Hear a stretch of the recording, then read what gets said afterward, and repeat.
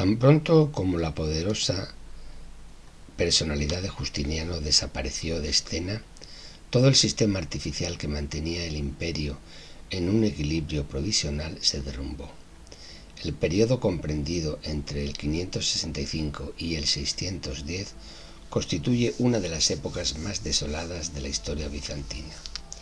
Los sucesores inmediatos de Justiniano fueron Justino II el Joven, Tiberio II, Mauricio y Focas. Italia no fue protegida lo suficiente contra las invasiones de sus enemigos y cayó rápidamente en manos de un nuevo pueblo bárbaro germánico, los lombardos. Su rey Alboino no sentía el respeto de Teodorico hacia las elevadas y antiguas civilizaciones. En el 568 los lombardos invadieron el norte de Italia y avanzaron como una horda salvaje, devastando cuantas localidades atravesaron. No tardaron en someter Italia septentrional, que tomó el nombre de Lombardía. El gobernador bizantino de Rávena, incapaz de resistir los lombardos, permaneció al amparo de los muros de Rávena. Los bárbaros, luego de conquistado el norte de Italia, se esparcieron por casi toda la península y ocuparon con la mayor facilidad las ciudades bizantinas carentes de defensa. Si bien no entraron en Roma, esta se halló rodeada de bárbaros y abandonada a su destino, y sufrió varios asedios lombardos, pero halló un eficaz defensor en la persona del Papa Gregorio I el Magno. Así describe Gregorio Magno la invasión lombarda. Como una espada sacada de la vaina, estas hordas salvajes se abalanzaron sobre nosotros y por doquier caían hombres como espigas segadas.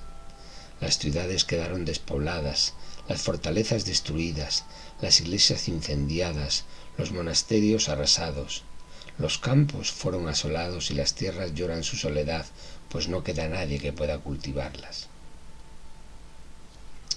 Las invasiones lombardas iniciaron la irremisible separación de Italia del Imperio bizantino y el debilitamiento de la influencia del emperador en Italia, pero al propio tiempo motivaron importantes cambios en la política bizantina.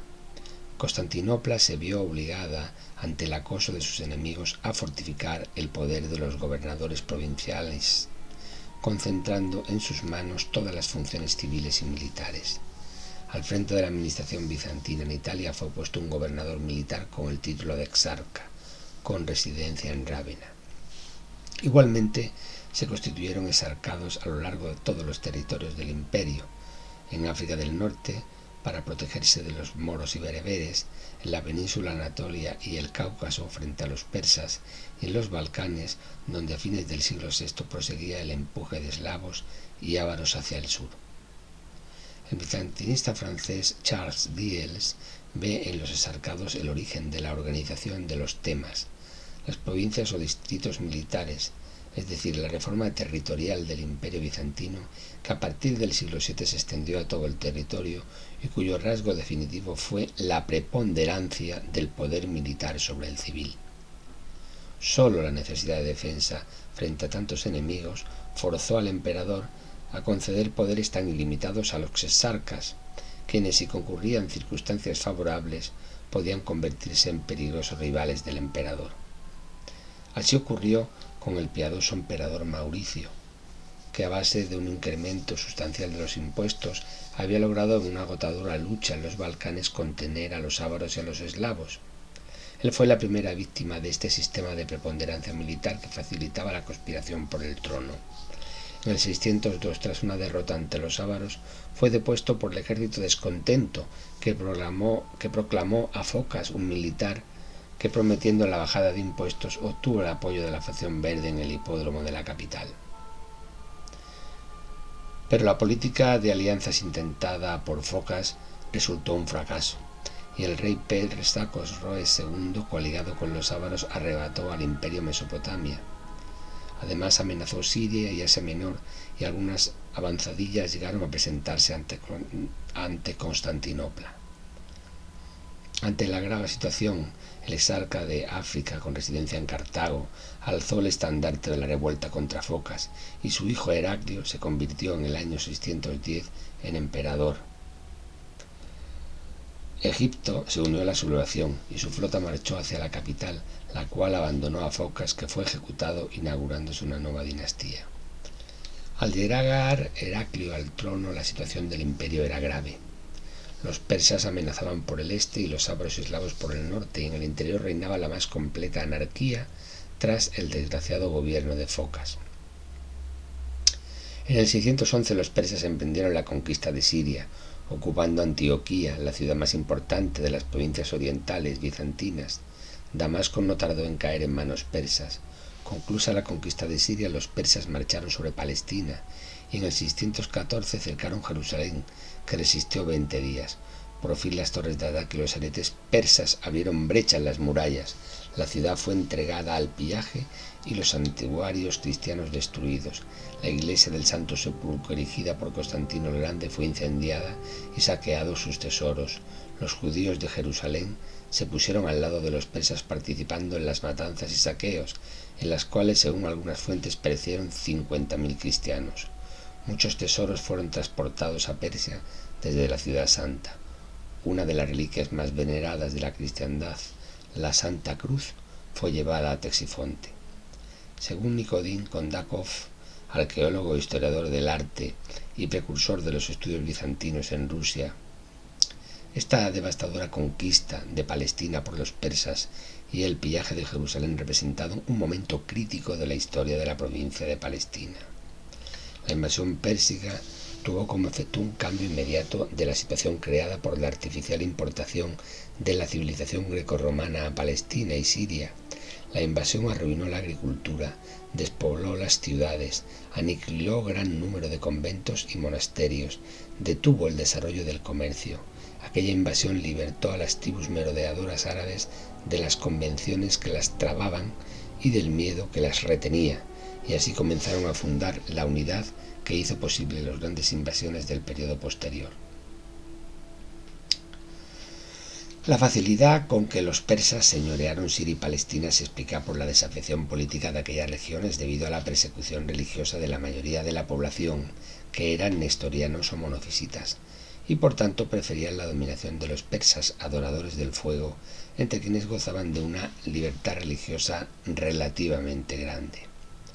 A continuación los persas conquistaron Egipto. Alejandría cayó en el 619.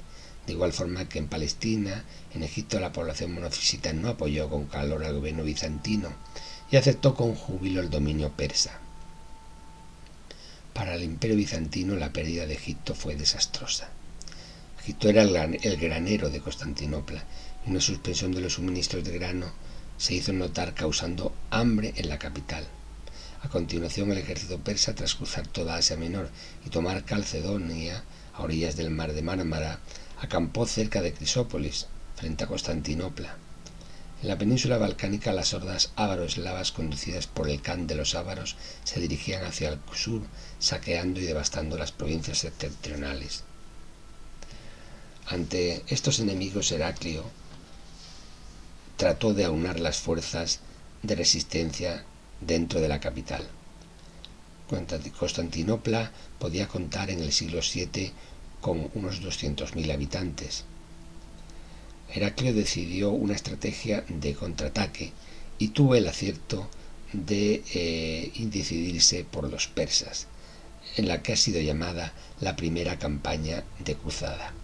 Fue una decisión inteligente porque la guerra contra los persas contaba con un eficaz aliciente propagandístico: la recuperación de la Santa Cruz y de la ciudad de Jerusalén. De esta forma, su desesperada apelación a confiscar las enormes riquezas de los templos y monasterios de la capital no podía ser contestada por el clero. Heraclio ordenó que se transformasen aquellos bienes en monedas de oro y plata, y mediante el pago de una importante suma de dinero y la entrega de rehenes distinguidos, logró alejar el peligro de los ávaros hacia el norte.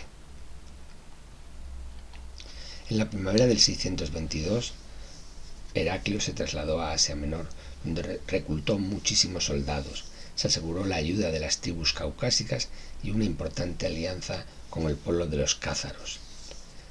Se trasladaron las operaciones militares a las provincias persas del norte, fronterizas al Cáucaso. En ausencia del emperador, ciertamente la capital corrió un serio peligro, sobre todo cuando en el año 626 el Khan de los ávaros, rompiendo el acuerdo concluido 5 años antes con el emperador, marchó sobre Constantinopla con inmensas hordas de ávaros y eslavos con la intención de asaltarla. Había llegado a un pacto con los persas, quienes enviaron parte de su ejército a Calcedonia. Las hordas ávaros-eslavas sitiaron Constantinopla, que conoció durante mucho tiempo el mayor peligro.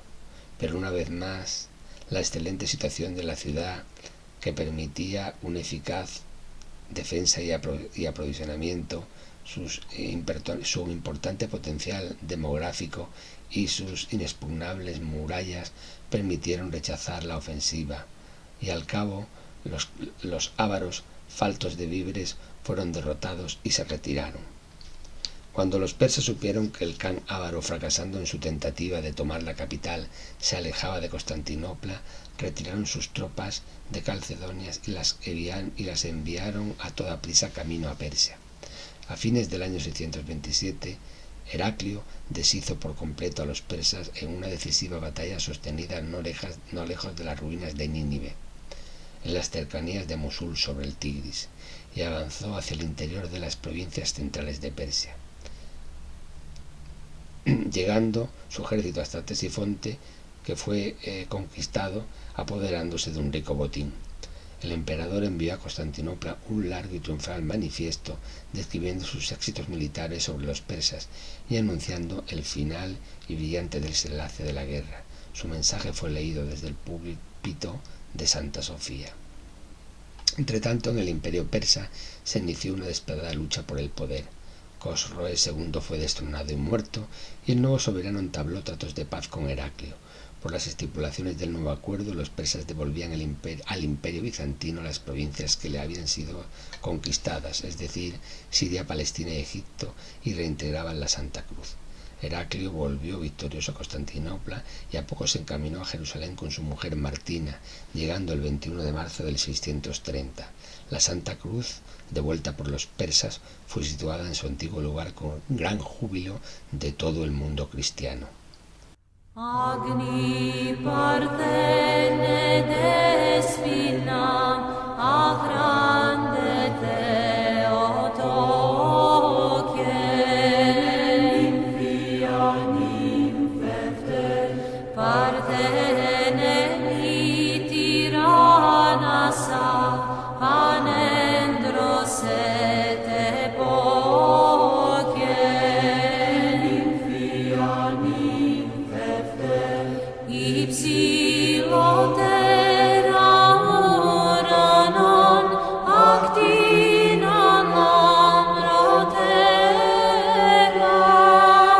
Nymphianim Fefte Chara Partheni convoron Ageloni perdera. Tras el feliz desenlace de la guerra persa, Heraclio tomó por primera vez el nombre oficial de Basileus, emperador. La guerra pérsica de Heraclio representa para Bizancio una fecha trascendente de su historia. De las dos principales potencias que alegaban pretensiones de imperio universal en la Edad Media, Persia y Bizancio, la primera perdió entonces su importancia trocándose en un estado débil. La gloria de Heraclio está en su apogeo, la luz de su genio ha disipado la oscuridad suspendida sobre el imperio. Ante los ojos de todos parece abrirse una era gloriosa de grandeza y paz. El temido enemigo de siempre, Persia, está abatido. En el Danubio la potencia de los ávaros declina rápidamente. ¿Quién podría amenazar al imperio? Pero la larga y persistente lucha de Heraclio contra los persas, a pesar de su éxito final, produjo un debilitamiento del poder militar de Bizancio como consecuencia de las fuertes pérdidas en hombres y dinero. A poco de la guerra pérsica apareció una amenaza formidable y completamente inesperada cuya gravedad no se comprendió bien al principio: los árabes. Gibbon, en su historia del declive y caída del Imperio Romano, habla de este empuje árabe en los términos siguientes: mientras el emperador triunfaba en Constantinopla o en Jerusalén, una oscura ciudad de los confines de Siria era puesta a saco por los sarracenos, quienes destrozaron los ejércitos que avanzaban en socorro de la población. incidente trivial e irrisorio de no haber preludiado una revolución formidable. Aquellos saqueadores eran los apóstoles de Mahoma. Su fanático valor había surgido en el desierto, y en los últimos 8 años de su reinado, Heraclio perdió a manos de los árabes las mismas provincias que había obligado a los persas a devolverle.